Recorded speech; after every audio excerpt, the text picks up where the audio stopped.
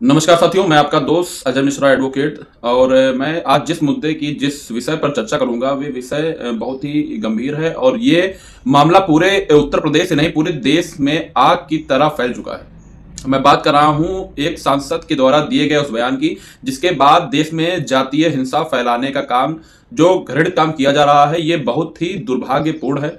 और उत्तर प्रदेश से नहीं, कई अन्य प्रदेशों में भी इसकी आग उठ चुकी है। समाजवादी पार्टी के राज्यसभा सांसद रामजी लाल सुमन द्वारा एक बयान देश की संसद में दिया जाता है और उसके बाद ऐसी आग फैलती है कि शायद वो आग अब बुझने का नाम भी नहीं ले रही है। आखिर ऐसी क्या नौबत आ गई रामजी लाल सुमन को कि उन्हें ऐसा बयान देना पड़ा? अब क्या महापुरुषों को लेकर ही पार्टियों के पास मुद्दे बचे हैं? क्या महापुरुषों का अपमान करके ही राजनीतिक पार्टियां अपना भविष्य देख रही हैं उसको? क्या ऐसी बयानबाजी करके ही वो लोग लाइमलाइट में आना चाहते हैं? आखिर ये कंट्रोवर्सी क्यों पैदा हुई?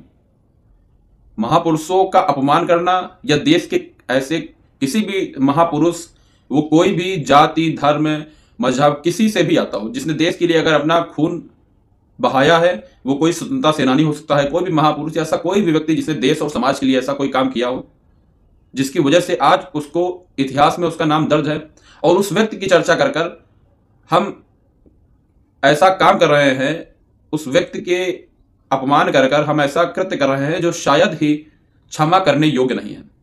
और आखिर ये इन बयान वीरों, नेताओं को समझना चाहिए, क्योंकि लगातार ऐसे कई बयान दिए जा रहे हैं कि जिसके कारण देश में जातीय हिंसा फैल रही है और मजहबी भेद उत्पन्न हो रहे हैं। खासकर उत्तर प्रदेश में देखा जाए तो लगातार आए दिन ऐसे बयानबाजी को लेकर कभी ना कभी घमासान मचा रहता है। क्या विपक्ष के पास मात्र एक यही मुद्दा रह गया है कि महापुरुषों का अपमान करो और उसके बाद अपनी राजनीतिक रोटी सेको? आज ये पूरे प्रदेश में ये चर्चा का विषय है कि एक दलित सांसद के घर पर हमला हुआ, लेकिन क्या उन दलित सांसद ने चुनाव में ये सोचा था कि क्या मैं सिर्फ दलितों का नेता हूं? जब चुनाव आता है तो किसी भी समाज का कोई व्यक्ति हो, उसको कोई एक समाज वोट नहीं करता है, हर समाज से उसको वोट मिलता है। और मेरा मानना है कि कोई भी ऐसा नेता नहीं होगा जो चुनाव के वक्त किसी समाज के दरवाजे पे, किसी धर्म, जाति, संप्रदाय से किसी भी ऐसे व्यक्ति के घर शायद ही ना जाता हूं। आप अगर जनप्रतिनिधि हैं, जनता की राजनीति कर रहे हैं, तो आप किसी समाज की अवहेलना या उस समाज से जुड़े किसी महापुरुष की अवहेलना कैसे कर सकते हैं? रही बात राणा सांगा की, तो राणा सांगा मात्र क्षत्रियों या राजपूतों के ही गर्व का विषय नहीं है, वो समस्त भारतवासियों के गर्व का विषय है और समस्त भारतवासियों के मान, सम्मान, स्वाभिमान का प्रतीक है, जिन्होंने अपने शरीर के कई अंग को बलिदान कर कर ऐसा युद्ध लड़ा कि आज उनका नाम इतिहास में दर्ज हो सका है। और अगर ऐसे महापुरुष का अपमान होगा तो शायद ही कोई देशभक्त या देश के प्रति वफादारी रखने वाला व्यक्ति उनके इस अपमान को सहन कर सके। ये अपमान सिर्फ राणा सांगा का नहीं है, ये अपमान समस्त देश प्रदेश वासियों का है और समस्त देश के उन नागरिकों का है जिन्होंने देश के प्रति अपनी वफादारी को साबित किया है। आज राणा सांगा की बात हो रही है, कल किसी और का अपमान होगा, फिर आए दिन हर व्यक्ति किसी ना किसी महापुरुष का अपमान करता रहेगा। और शायद इन विषय पे चर्चा क्यों हो रही है? आखिरकार इतिहास खोदने की जरूरत ही क्यों पड़ रही है? और इतिहास खोदा भी जा रहा है तो ऐसे महापुरुषों का अपमान क्यों किया जा रहा है? क्या विपक्ष के पास और कोई मुद्दे जनहित से, जन कार्य से जुड़े हुए नहीं बचे हुए हैं? विपक्ष का काम क्या होता है? विपक्ष का काम यह है कि वो सरकार की नीतियों, गलत नीतियों का विरोध करे, आम जनमानस से जुड़ी समस्याओं को उजागर करे और उन लोगों की बात सरकार तक पहुंचाए जो अभी भी वाकई में असली शोषित वंचित वर्ग है, जिनको आज भी सरकार की कोई योजनाओं का लाभ शायद नहीं मिल पा रहा है, या किसी कारणवश उनका वो उत्थान नहीं हो पा रहा है जो होना चाहिए, या उन लोगों के उत्थान के लिए कोई पार्टी आगे आती है। आखिर ये प्रदेश में ये आग लगी तो किस वजह से लगी, ये भी एक सोचनीय विषय है।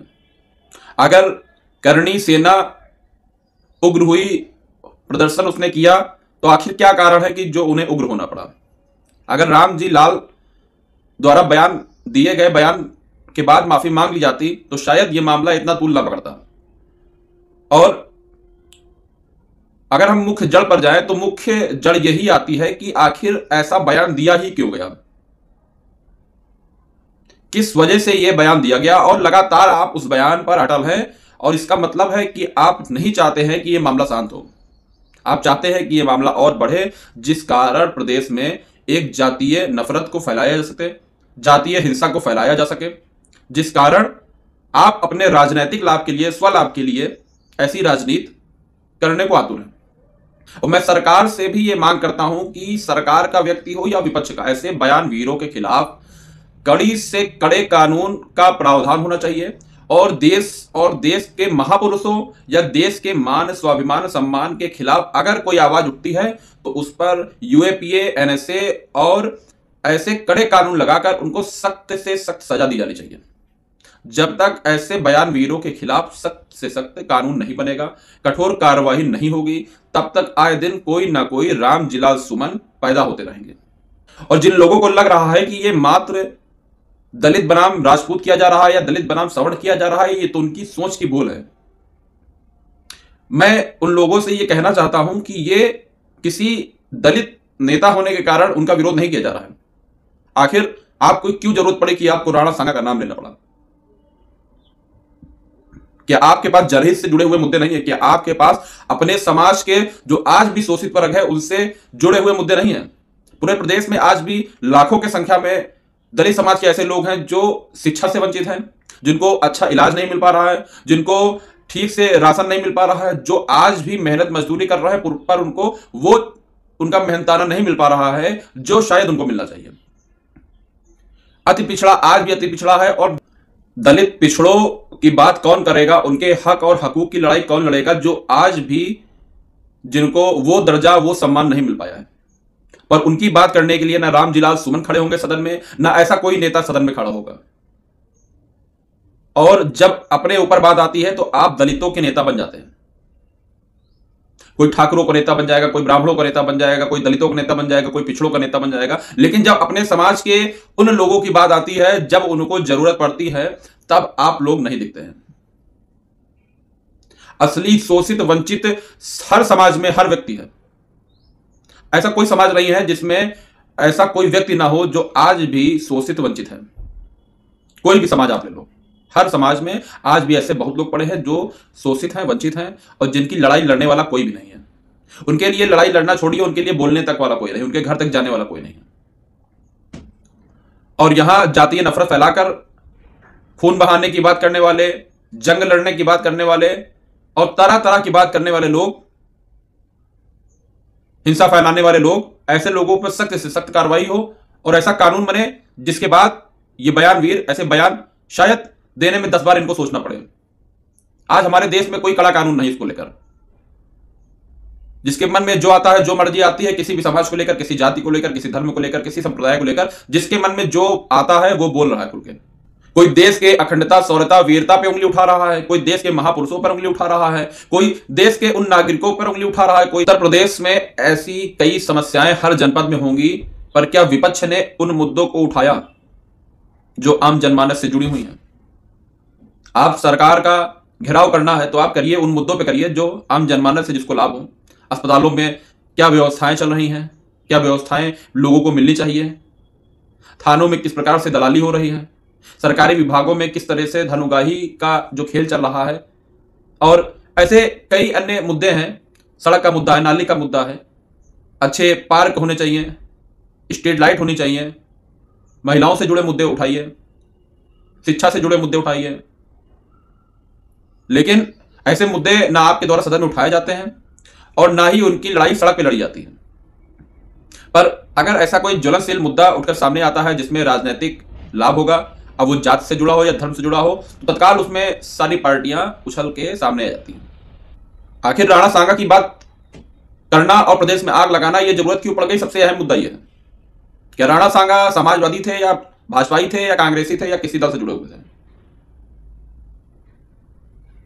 ऐसे महान पुरुष के बारे में हमने चर्चा ही क्यों किया? और चर्चा किया भी तो उनके बारे में ऐसी अपमानजनक टिप्पणी करने की हमें क्या जरूरत थी? सबसे सोचनीय विषय है। और उसके बाद जिस तरीके से इस मुद्दे को जातीय संघर्ष का तूल दिया जा रहा है, जातीय संघर्ष में परिवर्तित करने का काम किया जा रहा है। ये बहुत ही घृणित मानसिकता है और ऐसा काम बिल्कुल नहीं किया जाना चाहिए। ये कोई भी समाज के प्रति ये लड़ाई नहीं है, ये एक महापुरुष के अपमान की लड़ाई है, जो शायद उत्तर प्रदेश से नहीं आज पूरा देश लड़ रहा है और लड़ेगा भी और लड़ना भी चाहिए। ऐसे महान पुरुष, ऐसे महापुरुष, ऐसे स्वतंत्रता संग्राम सेनानी या देश के किसी भी ऐसे वीर महान योद्धा या सामाजिक योद्धा जिसने देश के लिए योगदान बलिदान दिया हो, अपनी मातृभूमि के लिए अपने प्राणों को न्यौछावर किया हो, कोई भारत का सैनिक, कोई भी ऐसा पुरुष, कोई भी ऐसी शक्ति, कोई भी ऐसा सामाजिक व्यक्ति, अगर उसने भारत के लिए कोई अपना अमूल्य योगदान दिया है तो उसकी अवहेलना की जाएगी, उसका अपमान होगा। तो पूरा देश विरोध इस चीज का करेगा और यह बात हर व्यक्ति को अपने कानों में डाल लेनी चाहिए। यह किसी एक जाति एक समाज की लड़ाई नहीं है, संपूर्ण देश की लड़ाई है और यह लड़ाई अंत तक लड़ी जाएगी। जिन लोगों को लगता है कि हम माफी नहीं मांगेंगे, हम नहीं झुकेंगे, तो उनको यह सोच लेना चाहिए और यह जान भी लेना चाहिए कि आंधियों में वही पेड़ टिके रहते हैं जो झुक जाते हैं, और जो झुकते नहीं हैं वो टूट जाते हैं। और झुकने का अर्थ यह नहीं है कि आपको कहीं से दबाया जा रहा है या आपको नीचा दिखाया जा रहा है। अगर आपने कोई बयानबाजी की है, कोई गलत बात बोली है, तो अपनी बातों को वापस लेते हुए उस पर माफी मांग लीजिए। कौन सी इतनी बड़ी बात हो गई है कि अगर आप माफी मांग लेंगे तो आपका सम्मान या आपका कद घट जाएगा। बड़ी बड़ी गाड़ियों से चलने वाले, राजमहल जैसे घरों में रहने वाले लोग आज दलित नेता हो गए। तब उन दलित नेता ने नहीं सोचा था कि मैं जिस व्यक्ति के बारे में ये बोलने जा रहा हूं, ये शब्द बोलने जा रहा हूं, उस देश के नागरिकों से उस व्यक्ति के लिए कितनी सहानुभूति, कितना सम्मान और कितना उसके लिए प्रेम जुड़ा हुआ है। तब ये आपने नहीं सोचा, तब आप दलित नेता नहीं थे। ये बयानबाजी करते वक्त आप दलित नेता नहीं थे। जब किसी संगठन द्वारा आपके ऊपर कोई ऐसी चर्चा उठी और लोग आक्रोशित हुए, कोई संगठन आपके खिलाफ आक्रोशित हुआ और उसने प्रदर्शन किया, तब आप और आपकी पार्टी यह फैलाने में लगी हुई है कि एक दलित नेता पर हमला हुआ है। खैर, दोनों कृत्य सही नहीं है। किसी पर हमला करना या ऐसी बात बोलना बिल्कुल सही नहीं है कि उसको असम्मानित भाषा का हम प्रयोग करके, अवसंवैधानिक भाषा का हम प्रयोग करके कोई ऐसा काम करे। संविधान ने हमें बहुत से ऐसे हक और कानून दिए हैं जिनके साथ हम जा सकते हैं, विरोध अपना दर्ज करवा सकते हैं। मुद्दा वहीं फिर से आता है कि आखिर ये बात हुई तो क्यों हुई। अगर शायद कोई ठोस कानून बना होता तो ये मुद्दा न उठता। संविधान ने हमें आजादी दी है, फ्रीडम ऑफ स्पीच की, अभिव्यक्ति की आजादी। पर अभिव्यक्ति की आजादी का अर्थ यह नहीं है कि आप देश के मान स्वाभिमान, देश की मान मर्यादा के साथ खिलवाड़ करें, देश के महापुरुषों का अपमान करें। अभिव्यक्ति की आजादी, अपने अधिकारों के लिए बोलना, स्वतंत्र होना, और व्यक्ति का आजादी का अर्थ यह नहीं है कि आप किसी समाज, किसी धार्मिक चीजों को लेकर, जिसका एक अपने आप में वजूद है और जिसके प्रति पूरा देश गर्व करता हो, जिस चीज को लेकर पूरा देश गर्व करता हो, उसकी आप अवहेलना करें। अभिव्यक्ति की आजादी हमें इस चीज का अधिकार नहीं देती है। मैं देश के प्रधानमंत्री से, देश की सरकार से ये अनुरोध करना चाहता हूं और ये मांग भी है कि ऐसे बयानवीरों या ऐसी गलत बयानबाजी के खिलाफ सख्त से सख्त कानून बनना चाहिए और ऐसे बयान देने वाले नेताओं या कोई भी ऐसे व्यक्ति के खिलाफ कड़ी से कड़ी कानून कार्रवाई होनी चाहिए। जिस बयान से जातीय संघर्ष पैदा हो, जिस बयान से धार्मिक संघर्ष पैदा हो, जिस बयान से सामाजिक सद्भाव बिगड़े, ऐसे बयानबाजी करने वालों या ऐसे नेताओं के ऊपर कठोर कार्रवाई होनी चाहिए और उन लोगों के खिलाफ सख्त कानून बनना चाहिए जिसके अंतर्गत यूएपीए, एनएसए लगाकर और वेजिंग वार की धाराएं लगाकर इनके खिलाफ मुकदमा चलाया जाना चाहिए। तभी ऐसे बयानवीरों को सबक मिलेगा और शायद भविष्य में वो ऐसी गलत बयानबाजी करने से भी बचेंगे। और अंत में मैं बस एक बात यही कहना चाहूंगा कि जो भी व्यक्ति देश या देश के प्रति ईमानदार होगा, देश के प्रति वफादार होगा, वो किसी भी जाति, धर्म, संप्रदाय से आता हो, वो कभी स्वीकार नहीं करेगा कि इस देश के किसी भी महापुरुष, वो किसी भी जाति, संप्रदाय, किसी भी धर्म से आते हो, वो कभी बर्दाश्त नहीं करेगा कि ऐसे महापुरुषों का अपमान हो। तो ये लड़ाई सिर्फ किसी एक संगठन, एक जाति की नहीं है। अब सबको ऐसी बयानबाजी के खिलाफ लड़ना होगा और ऐसे महापुरुषों पर की गई अभद्र टिप्पणी पर अपना विरोध दर्ज करवाना होगा। जय हिंद, जय संविधान, भारत माता की जय। धन्यवाद।